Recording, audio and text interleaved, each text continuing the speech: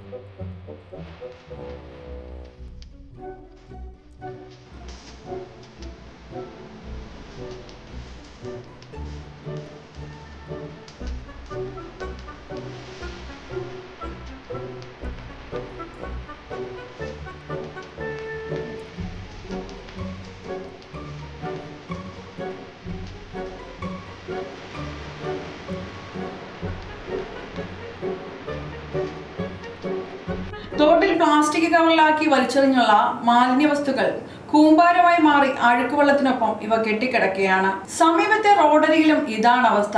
രാത്രികാലങ്ങളിലാണ് ഇവിടേക്ക് മാലിന്യം തള്ളപ്പെടുന്നത്. രാത്രികാലങ്ങളിൽ മാലിന്യം വലിച്ചെറിയുന്നവരെ കണ്ടെത്താൻ നഗരസഭ സ്ക്വാഡ് പ്രവർത്തനം ആരംഭിച്ചു. നഗരത്തിന്റെ വിവിധ ഭാഗങ്ങളിൽ നിന്ന് പരിശോധന നടത്തുകയും 25,000 രൂപ പിഴ ഈടാക്കുകയും ചെയ്തിരുന്നു. പൊതുവിടങ്ങൾ, സ്വകാര്യ സ്ഥലങ്ങൾ, ജലാശയങ്ങൾ എന്നിവിടങ്ങളിൽ മാലിന്യം വലിച്ചെറിയുന്നത് മാലിന്യ നിർമ്മാർജ്ജന നിയമപ്രകാരം കുറ്റകരമാണ്.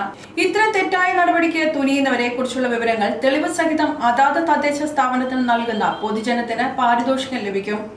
മാലിന്യം വലിച്ചെറിയുന്നതിനെതിരെ ബോധവൽക്കരണ ക്യാമ്പയിനുകൾ ശക്തമാക്കുമെന്നും തദ്ദേശ വകുപ്പിന്റെ നിർദ്ദേശമുണ്ട്. ജലാശയങ്ങളെ മാലിന്യമുക്തമാക്കാനും വൃത്തിയായി സൂക്ഷിക്കാനുമുള്ള പ്രചാരണങ്ങൾക്ക് ആഹ്വാനമുള്ളപ്പോഴും ചെറുതോടുകൾ വരെ മാലിന്യത്തിൽ മുങ്ങുന്ന നിലയിലാണ്.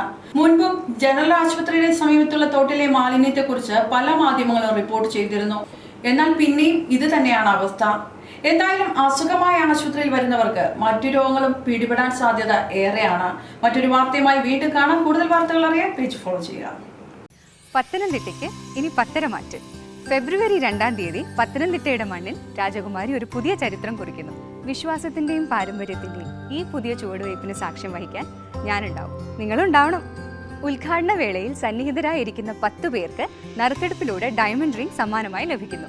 കൂടാതെ ഉദ്ഘാടനം പ്രമാണിച്ച് നടക്കുന്ന ഓഫറുകളും ആനുകൂല്യങ്ങളും മാർച്ച് 1 വരെ നീളുന്നു.